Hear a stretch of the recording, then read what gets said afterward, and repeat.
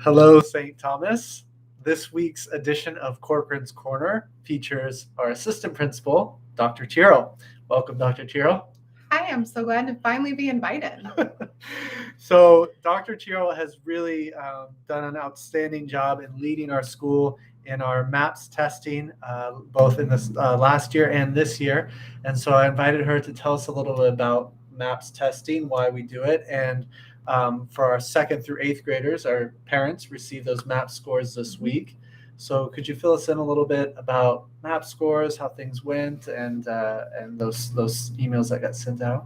Absolutely. So every family should have received an email with every one of your children's MAP scores in one email. And if you didn't, you can always just let me know and I will send that out to you. But essentially our MAP tests that we do in the fall and then again in the spring provide a little bit of a snapshot into how your student is doing. But more importantly for us, we already know that your teachers of your children know how well your students are doing or where they need extra support. But for us as a school, it helps us get a sense of how each class is doing and how the school is doing overall.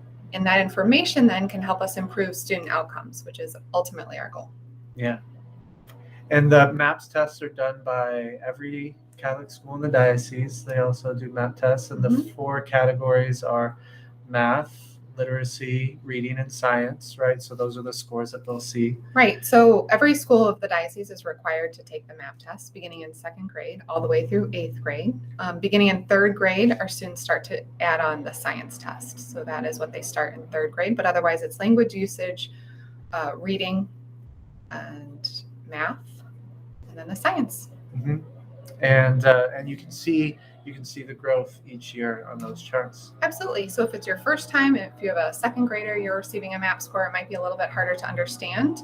But essentially, as you get more and more data as the years go on, you'll be able to see your own child's trajectory. And I would also say that fortunately we have parent-teacher conferences coming up on November 17th and 18th. And if you have particular questions or concerns, your child's teacher is, of course, the best person to talk to. But Ryan or myself are always happy to have those conversations as well. Yeah, it's a great tool, great diagnostic. And Mary Grace has been leading the teachers in using that data to help target instruction. So it's been great.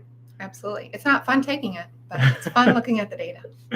All right. Thank you, everyone. And again, if you have any questions about the MAP scores and how we're using them, feel free to reach out to us.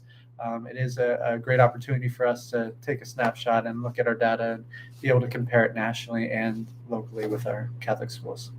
Absolutely. Have a great day. Oops.